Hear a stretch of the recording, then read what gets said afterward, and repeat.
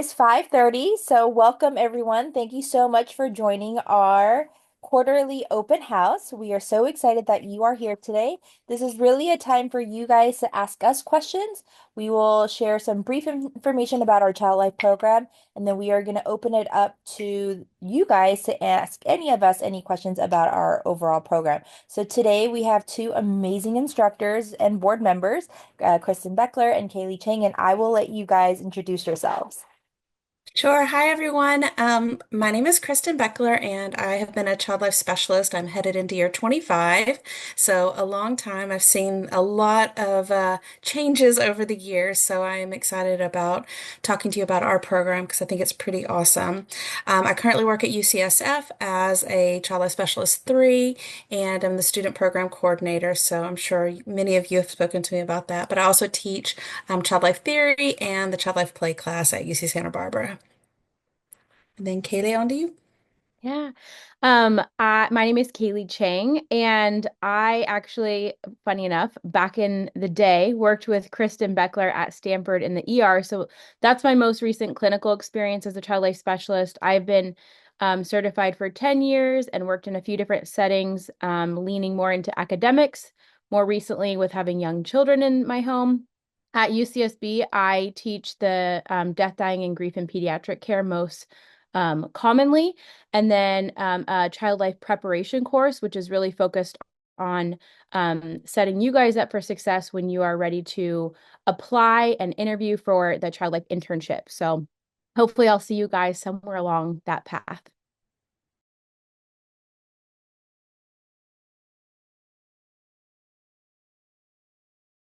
I said, is it okay for me to share my screen, Sunny? Yes, sorry I didn't hear that. No, it's me. I muted myself. That was my fault. All right.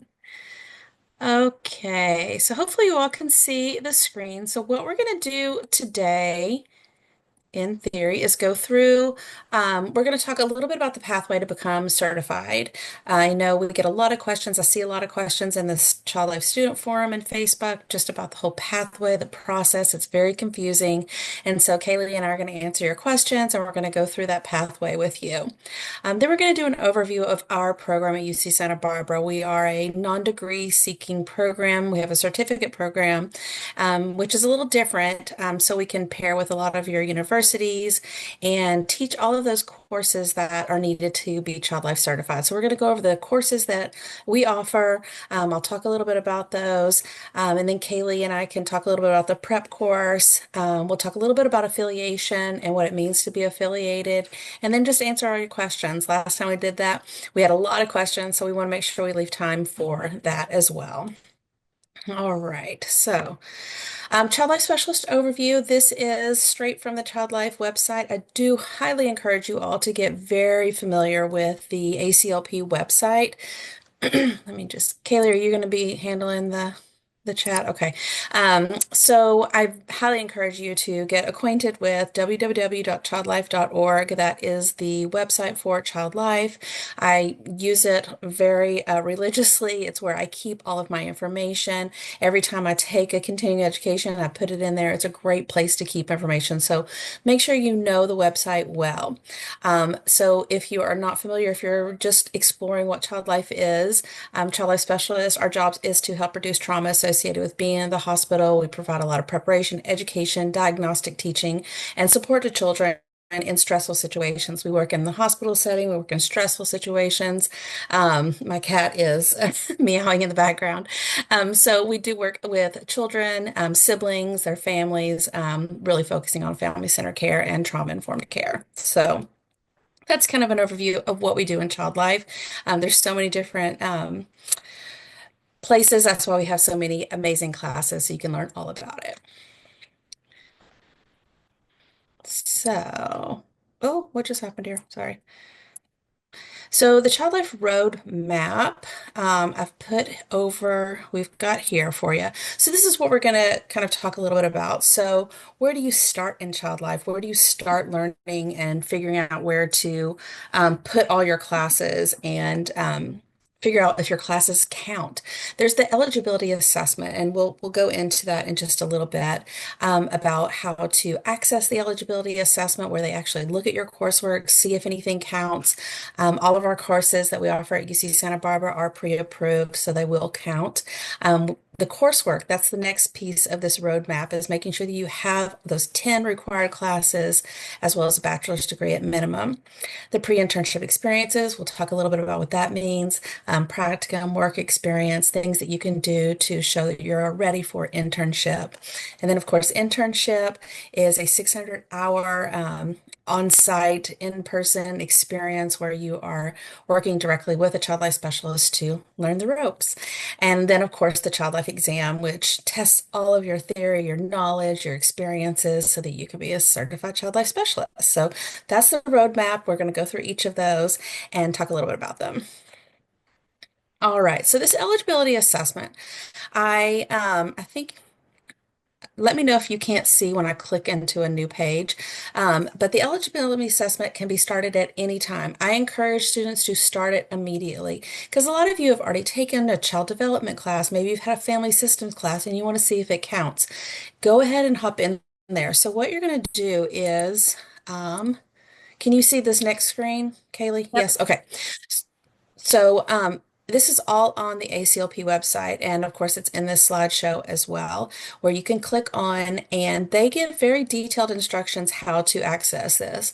Alex at the ACLP is a pro, and he's always willing to answer emails and answer your questions about how to get access. But you need to create a website, or create a profile if you haven't already, and then log right in. So you'll hit my profile, and then over here in the top will be, I don't know if you can see it. I haven't logged in, but I can log in over here and let me show you. I'll just walk you through what that looks like, where it is, because sometimes oh, it didn't want me to log in. We'll just pretend that I logged in. So, but if you go to the front of your screen, there's three little buttons over on the far left-hand side. These three little lines, and that's where you click on, and all of this information comes up on how to access the eligibility assessment, how to put your information in. Again, this form walks you through it detail by detail. I guess it doesn't make sense that I log on anyway because I don't have access to this eligibility assessment. So I just wanted to show you where it was now that I'm thinking about it. Sorry, I worked all day. So read the instructions. It goes through everything. You pay one time and one time only, and you can keep adding to it. It's just a constant document. So you'll go through, you'll pay, and then you can start adding in everything. There's a certification portal where you can go through and verify all of those experiences as a learner. Mine looks a little different because I'm entering continuing education and my recertification and things like that. So here is where it continues on. And again, it's just a working document. You keep going through it.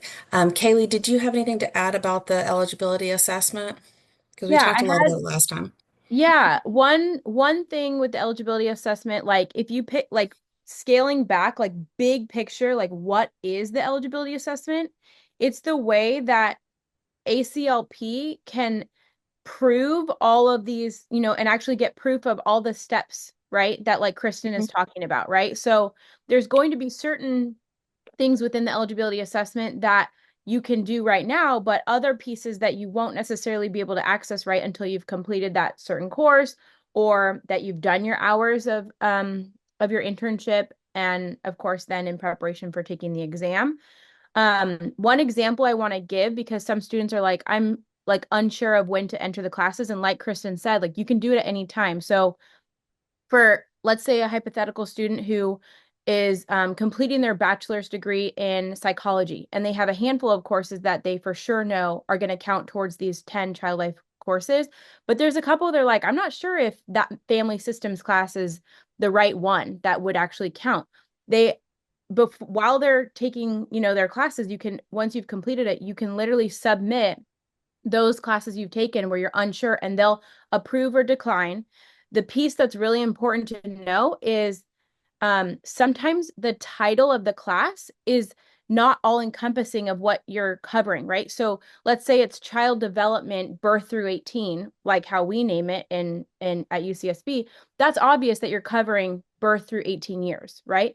If you're at another university where it says child development, um, birth through teen or something vague, a little bit more vague that doesn't specify, you might need to submit a syllabus that has like a description of what your actual class covered. But the piece that's really important to know is that you have to have official transcripts to be able to submit. So sometimes that can get expensive if you're submitting and submitting and submitting. But if you think about it in the big picture, if you took some classes from a university, some from us, you will have to submit all of those official transcripts anyway. So if you're done with your bachelor's and you're like, hey, I know that these are the only classes I'm taking at that specific university, I suggest right away submitting those eligibility, submitting your official transcript, uploading those courses, and then you do it again for UCSB. Yeah, thank you, Kaylee. And to add on to that, with the transcripts, there is a course verification form that you'll need for only the child life theory class. And so they have to have that class verified, and you can do that through the eligibility assessment. We get a lot of students who send me the form, just a PDF of it, and it's a little time consuming to have to like print it, sign it, scan it back in, because unfortunately the form that is through the ACLP is not fillable.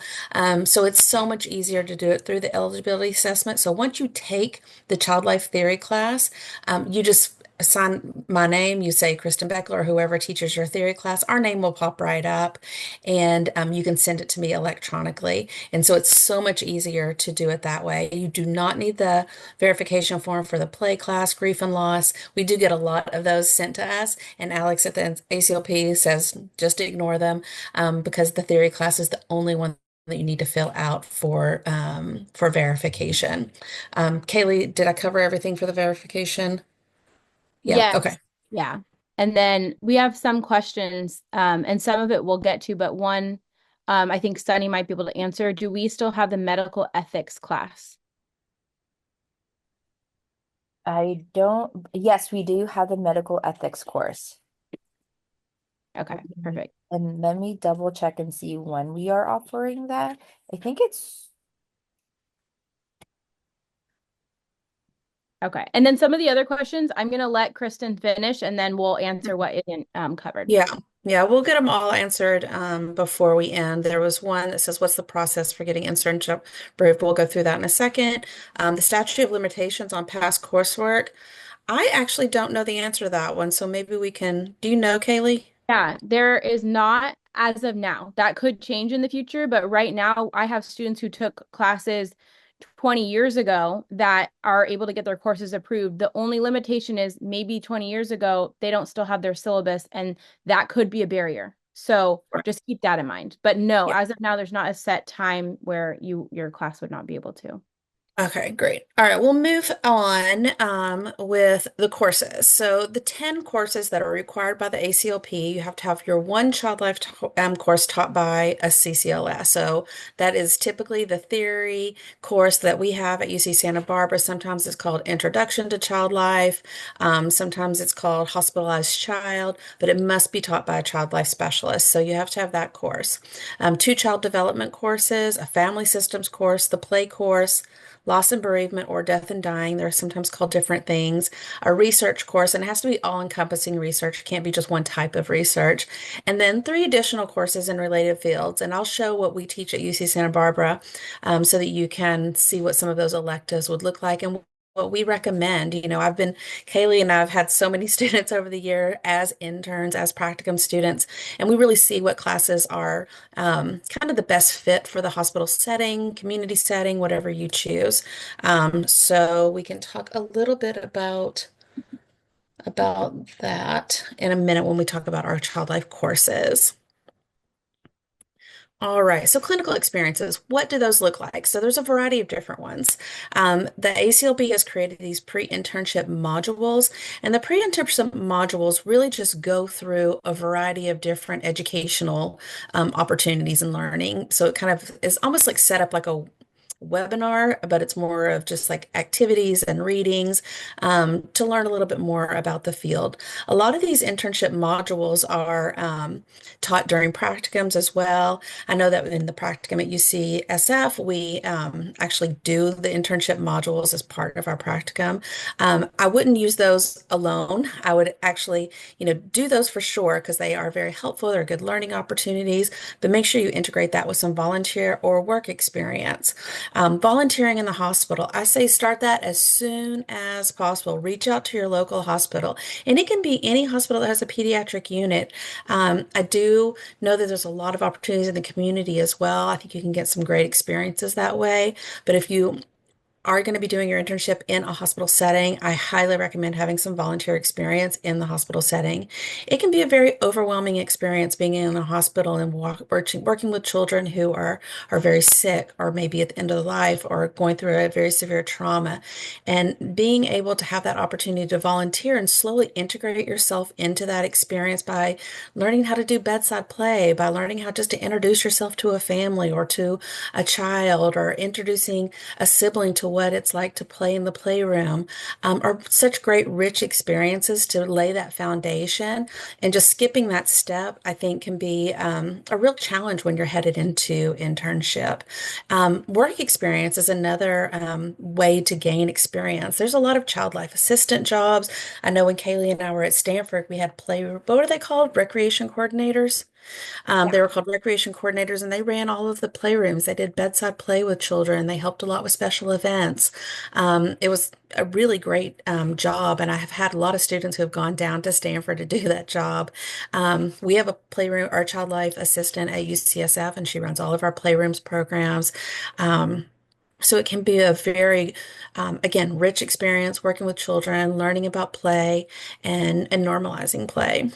And then there's the child life practicum. This is not required. Some internship sites do require that you have them, but they are not required by the ACLP.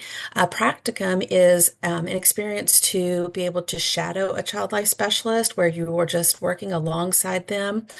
We've had we at UCSF, we had a practicum that was just a play practicum that we created during COVID because we couldn't have volunteers. So we were like, we've got to get students in here somehow. And so they came and they just did therapeutic play. They learned about therapeutic play, medical play, and just different kinds of ways to engage children through play. We have the clinical practicums as well, where you are working, or not working, but you're observing child life specialists working in the treatment rooms, doing diagnosis teaching, and really just having those observational experiences. Of course, there are some hands-on play experiences. You might be able to work in a playroom, but again, it's not an internship, but it's just more of an observational experience. Um, Other ideas like family support groups could be a great opportunity. Working in foster care is another opportunity to work with children who are going through stress, going through trauma. Other volunteer opportunities of being in waiting areas. There are hospitals that have, emergency departments where they need volunteers to help children, get kind of do normalizing play, help them cope with being in the hospital. So they'll have volunteers that are kind of stationed in the playroom, or not the playrooms, the waiting rooms. Let's see. Other ideas, Kaylee? Sorry, I'm About responding to a question, but this is kind of hand in hand. Actually, sorry, you're not on that part yet. Um, yeah, no, you covered a lot of them. And there's certain programs that offer like multi-site practicum opportunities, Mhm. which is really cool. I don't know if you touched on that yet, but there's like a few different really cool programs where you can do portion one at a certain site at a certain area and then go to another. Maybe it's like a non-traditional setting for the second Mhm. portion of a practicum and then a third. So those are really cool. They do a lot of different things like that in Canada. But I think it's getting more popular here.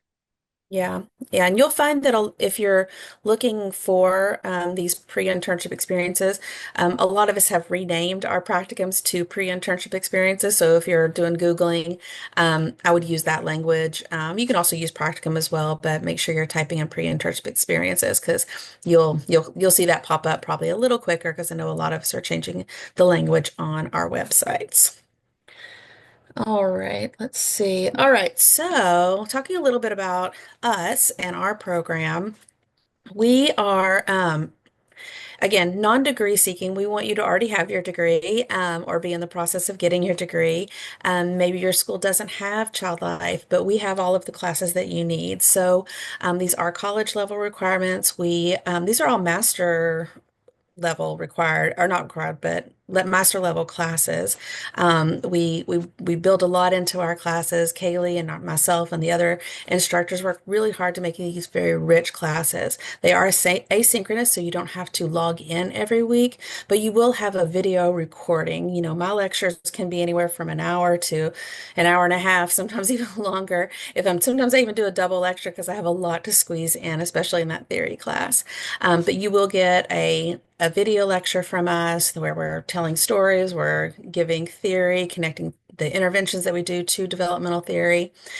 We do a lot of assignments and group assignments and anything we can think of to bring our teams together, bring our students together so that it's a better learning environment for you. So this is a great program if your school does not have Child Life or you've already graduated and you need these 10 courses and you need extra support. You know, we work really hard to make sure that you have that extra support. Kaylee's class, the prep class, I'm going to talk about that in a little bit.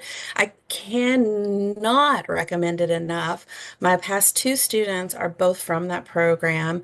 We just finished an intern from UC Santa Barbara and she was top notch. I mean, I had zero issues with her. You know, she was just a great student. And our next student coming in is also a UC Santa Barbara student. So we are so excited. And the applications are very blinded, so I don't always know that they're from Santa Barbara. And they got our internship over almost 100 applicants. So it really is a top-notch program that Kaylee is putting together for this prep program and getting students ready for internship. So that's kind of an overview of who we are. I am a very braggy because I think we're doing a really good thing at UC Santa Barbara. So the courses we offer.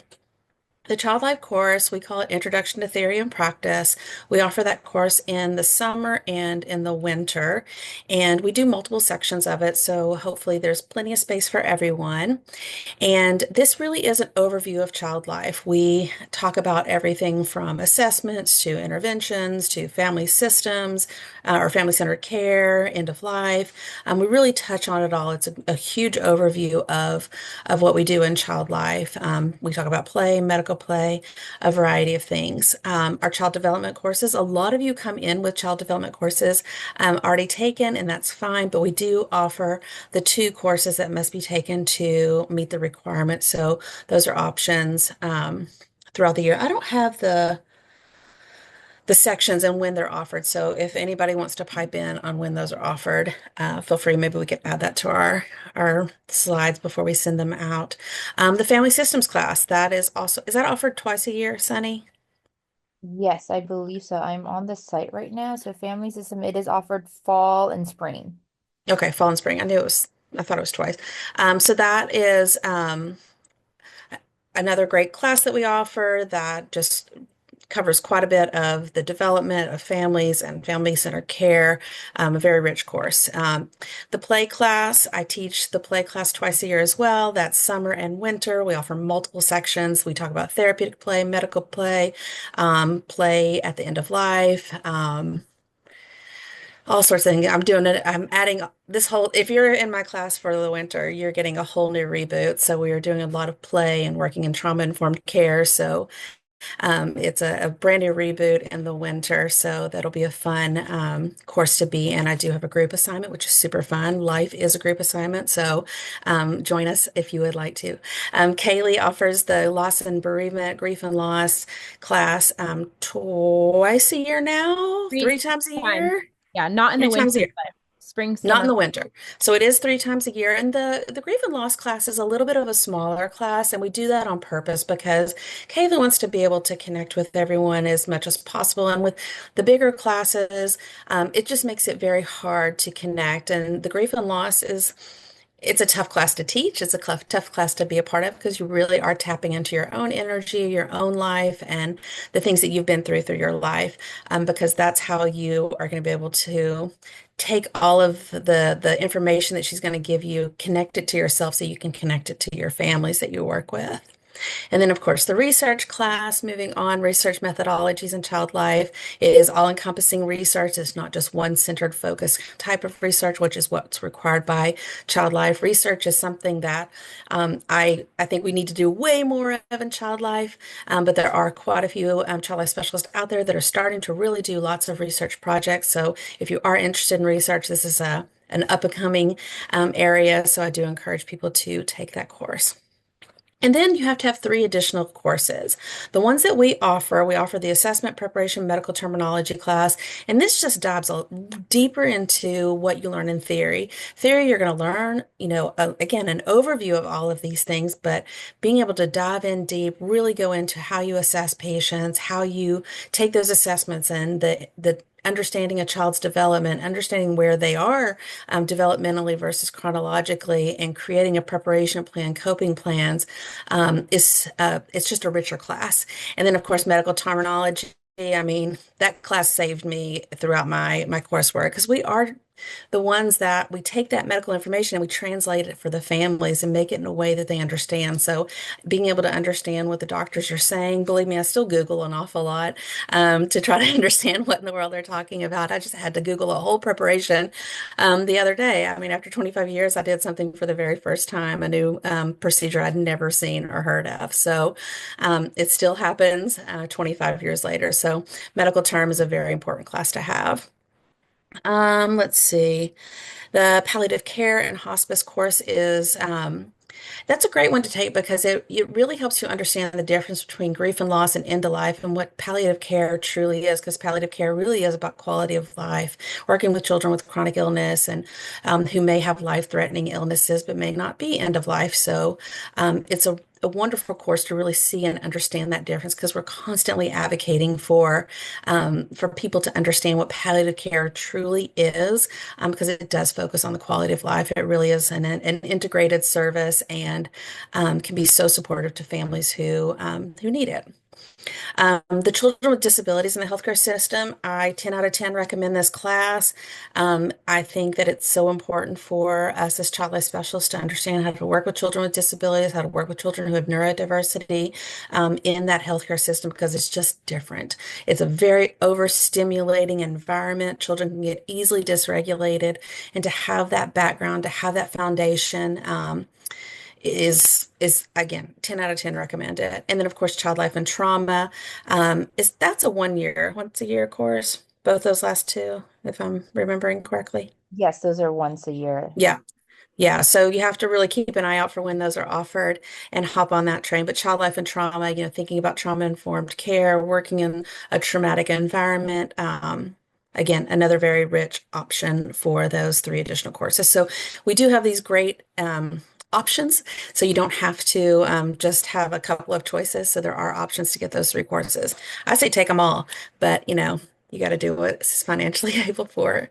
All right. Oh, silly me, it's on the next page. So here is the list of what is offered. It might be a little different. Did you say no winter for? Oh yeah, no, this is updated. Okay, we're looking good. So this is in the slideshow, but it's also on our website. So I just go right to our website and you'll see all the information right there. You can click right on the like if you click on it, it'll go right to that. It'll explain give a little bio about it and how to register for the course.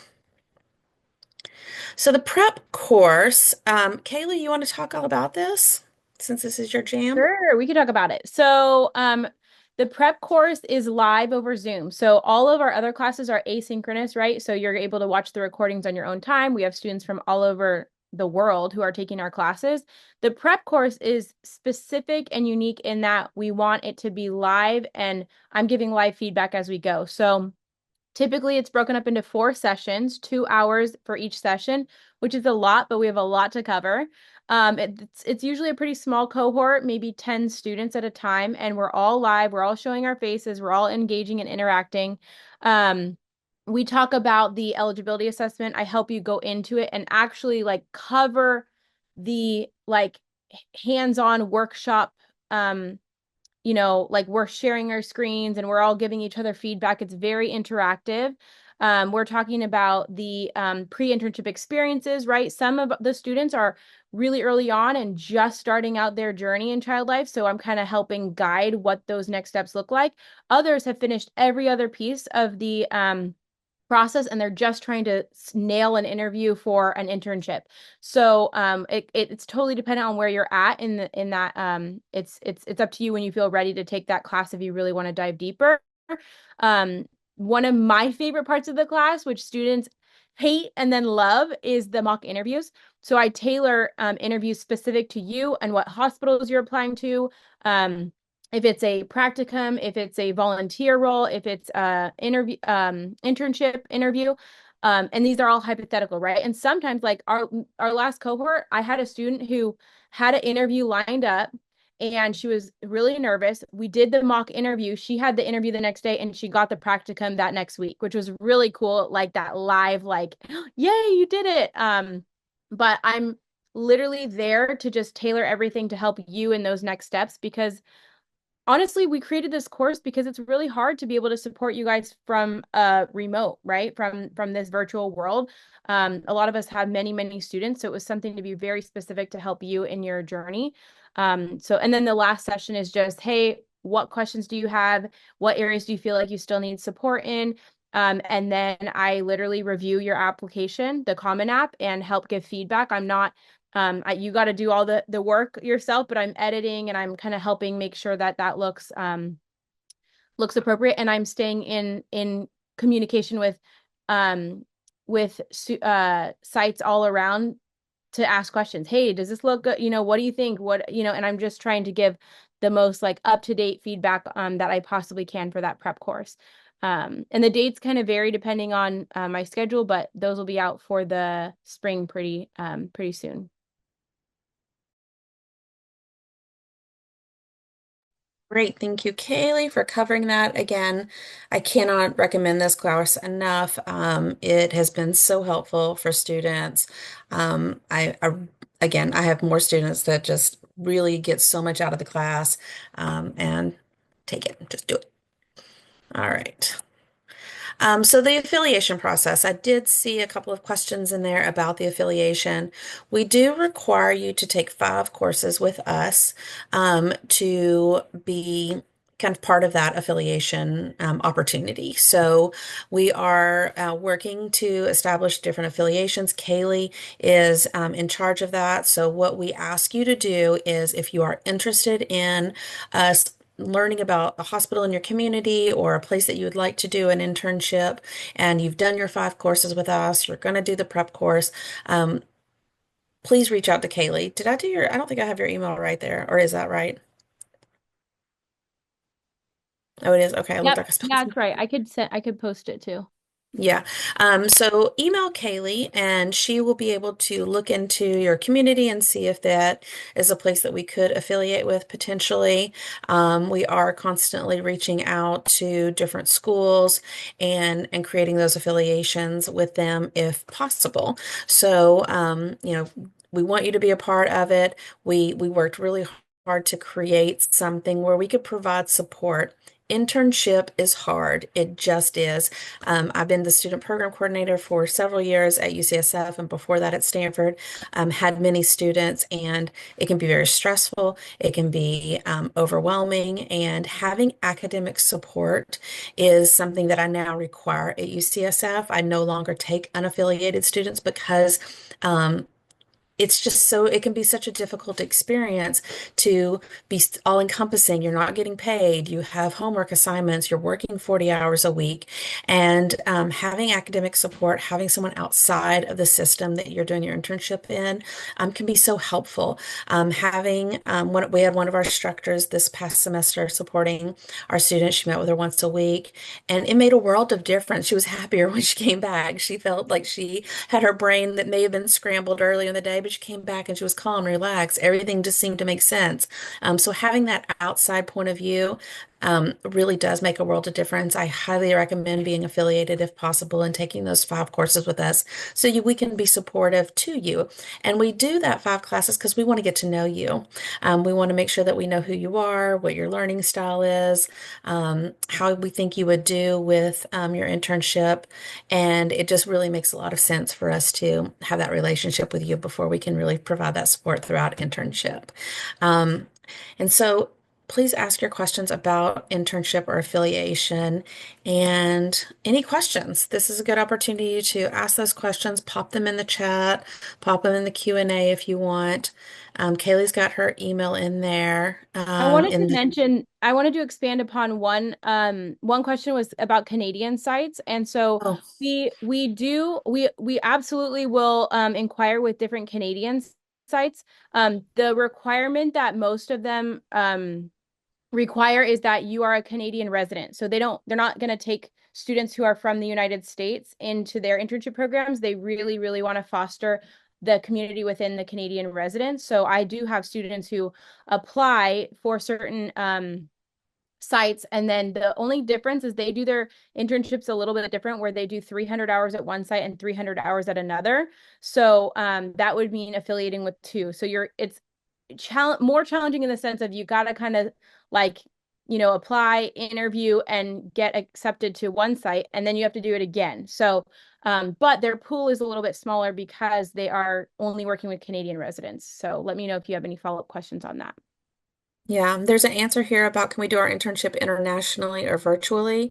I don't know of any virtual internships, nor would I recommend that. I would not want a doctor who did their residency virtually, so I would encourage you to reach out and try to do a full internship. Some internships have part-time internships. We're doing a part-time next semester for the UC Santa Barbara student. I believe there are a few other hospitals out there. I can't tell you off the top of my head which ones they are that offer part-time. So if you need to work and do a part-time internship, that could be an option. International internships, there are a few out there. I don't know of any off the top of my head. Um, I know one of my colleagues at UCSF did her internship in Australia, so I know it's possible. There are programs like Child Life United who do international experiences on occasion. There's Pediatric Potential. Holly Clark is the one of the founders of that program. If you want to look her up on LinkedIn, I think she works at a hospital in Germany now. I worked with her in my early days at Stanford. So, it could be a fun, thing to do an international. There are child life specialists that work in Qatar and Germany. There's play therapists in England, so they would have to be certified child life for your internship to count. But there are international, isn't there an international like child life programs on the ACLP website? Yeah. Yeah, Um, if you are interested um in an international internship, like you can find a community that offers that. Often that also includes specialists who have come to the United States to get their certification for internship, because the way, and Kristen knows this too, but the way that you obtain an internship must be under the supervision of a child life specialist that has had at least 2,000 hours, which is 2 years of experience. Is that correct? mhm. Or 4,000 hours? Uh, it's 4,000 hours, but it's 2 years. Yes, yeah. So the tricky part is internationally, like let's say 5 years ago, like we didn't have the ACLP like certifying people. So people were working as child life specialists without the official title of being certified, like taking the exam. So it's really come pretty far in the last several years. But that would mean they would have to be working as a certified child life specialist, having obtained your certification, and to be eligible to take a student, if that makes sense. So you have to be really careful, because even you could get an internship and gain all these amazing hours and experience, but unless you have those like requirements by ACLP, it doesn't count, to be like your internship. Mhm. Yeah, there's a few more questions. So somebody wrote on here about getting internship locally in the Bay Area. We do have several hospitals in the Bay Area. UCSF, we have Oakland, we have Mission Bay, CPMC takes interns, Kaiser Oakland, I believe, takes interns. Kaiser Santa Clara said they are going to actually start looking into it. I heard that through the rumor mill. Stanford takes internships. I don't know if we're going to be able to affiliate with Stanford, but that could be something to inquire about. There's also the George Mark House in the Bay Area. It's a hospice. That would be a great place to get some volunteer hours. So if you are in the Bay Area, start volunteering right now. That's how we've gotten to know a lot of our students because they actually spend time with us. Um, so I hope that answers your question. The eligibility assessment. Okay, what are the steps we take with the eligibility assessment if we're waiting for our transcripts, but the internship deadline is coming up? I don't, do you know about how did Kim, how long, Sunny, how long does it take to get the So there's transcript? an actual ACLP has a link to their deadline. I'll find it here, but they have a link to their deadlines, and they have a deadline, I believe, of December 13th that you would have had to submit everything, including your official transcripts and everything, in order to get them back in enough time to apply for the January 3 deadline. So they're pretty clear on that, and it's because sometimes it can take 2 days to get your eligibility assessment back, and sometimes it could take 3 weeks. So I'll find that exact date for you. But For the it grant definitely, go ahead. trips, if you finished your courses this fall quarter, you will probably not meet that deadline only because our instructors have until the end of this week to submit grades, and so it's not going to show on the transcript. I mean, it might your transcripts aren't just going to show the fall quarter courses. You could potentially, if you are waiting on them, if you took one or two classes this semester or this quarter, you could do like a course in progress form that you could submit with your application and, have the instructor just write at the bottom that the course was completed. Um, and then you can also do unofficial transcripts can't you do unofficial transcripts for the internship? No? Oh, for internship, they only require unofficial. Yes, you can Yeah. absolutely apply but if they require that um there's certain sites that may say, oh, we request, official, but no, internship, you should be fine. But if you're trying to get your eligibility assessment and those courses done hmm in there, that has to be an official transcript. hmm Yeah. Do we have to keep our internship applications limited to those affiliated to the school? Not necessarily. A lot of hospitals still take unaffiliated students, so you could go the unaffiliated route. But I would recommend if you are looking for, different opportunities, or different schools, if you have one in mind, reach out to Kaylee. It doesn't hurt for her to reach out and see if they would be interested.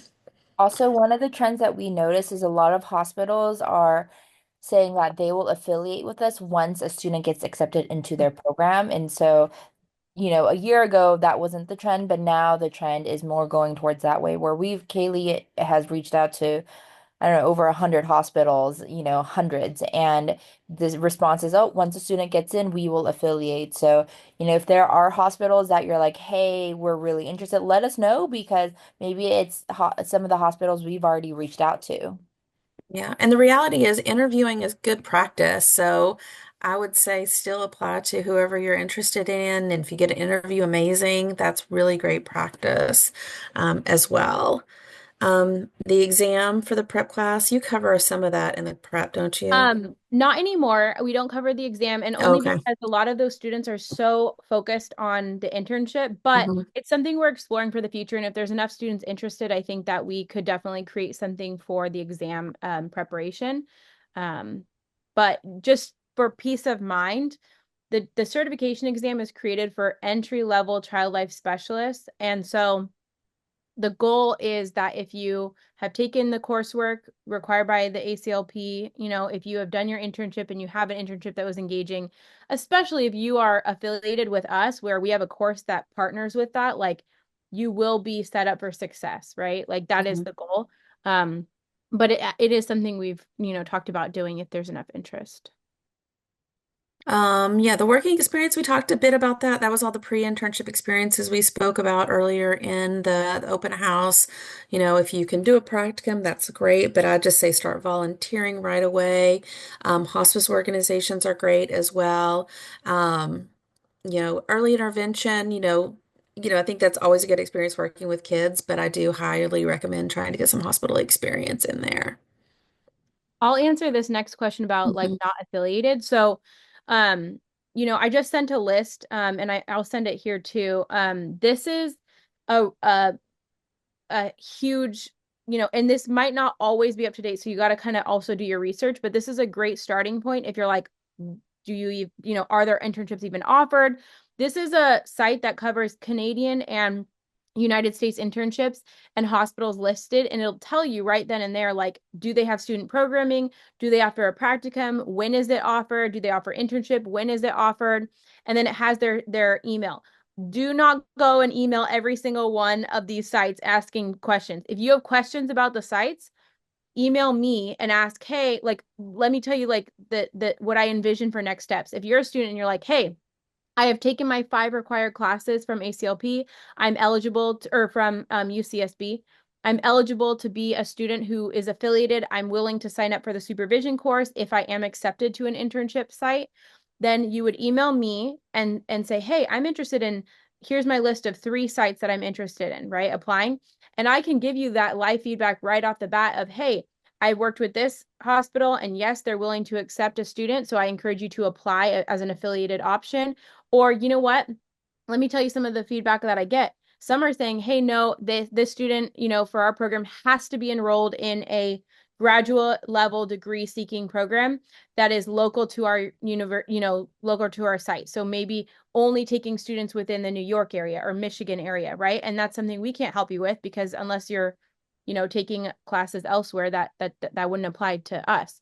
And then we have some who say, hey, we only offer affiliation for 5 universities and we've met that, so we're not willing to do new affiliations. And then majority of the answers are, yeah, if we require an affiliation for our student, we will either do a contract now and have that solidified, or we will create that contract once a student is accepted because sometimes they expire. So we wouldn't want to start an affiliation contract for a site that it works for a year and then we don't have anyone who, you know what I mean? There's a lot of people involved in making these contracts. So um yeah, hopefully that kind of helps answer that question.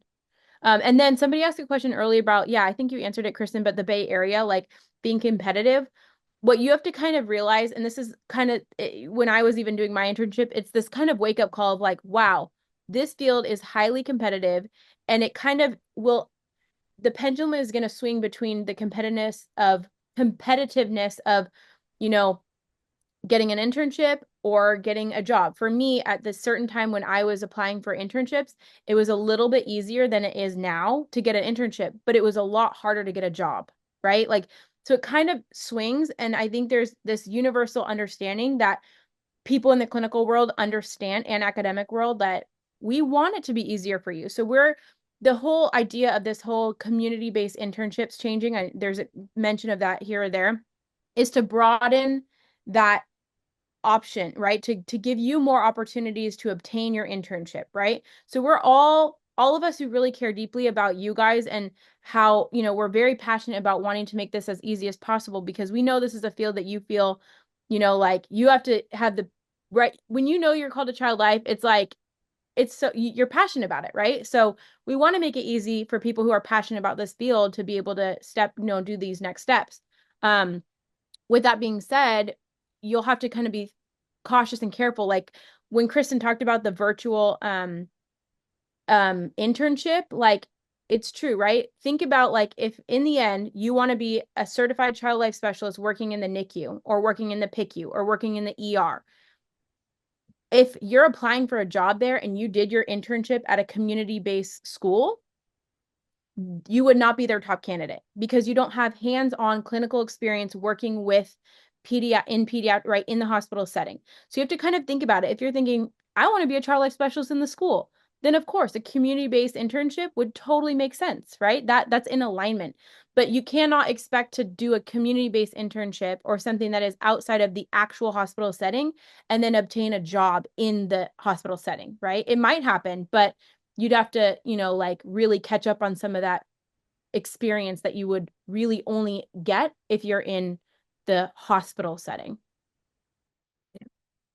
Exactly. And then there's a question here about being in San Diego and if we've ever spoken with anyone in Iowa. San Diego also has UC San Diego, which is a little bit of a smaller unit compared to Rady's, but they have a pretty robust internship program from what I understand. So I would definitely encourage you to reach out to UC San Diego as well. And of course, Loma Linda and all those other great programs are down there as well. Have you spoken to anyone in Iowa before, Kaylee? I can look 1 second. You don't know off the top of your head? Um, You guys, hundreds, hundreds. Hundreds. That's okay. Well, if there's no other questions, we so appreciate you all being here and look forward to having you in class in the very soon. Oh, University of Iowa or Des Moines. Okay, we'll give it a moment. Everybody, be one with yourself. We'll stay on so Kaylee can answer that question. But thank you all for coming. And if you have any questions, feel free to reach out to myself or to Kaylee. And I'll see some of you in class in the fall or winter or whatever next. This comes next. Okay, so University of Iowa, they actually accept unaffiliated students, so you can apply there without being affiliated. So you green light for them. Des Moines. Let me see. There's Des Moines. There's Yeah. And one. Oh, sorry, go ahead. so there's a question about Santa Rosa. I don't think there's anything up in Santa Rosa right now. No. Mm-mm. Okay, we have a couple. I have reached out to Blank Children's in Des Moines, Idaho, and they have not gotten back to me, but they do require affiliation. So that's kind of hard. It's depending on, when they get back to me. So I can follow up if that's like one you're wanting to apply. Mercy One Children's in Des Moines, Iowa, you can apply to because they do not require affiliation. So you have a green light for them. Yeah. Yeah. And if I don't know if Simone's still on here, but the closest hospital to Santa Rosa is Marin General, and there is a child life specialist that works there. So I don't, they may be willing to do an internship if we inquired. I don't know.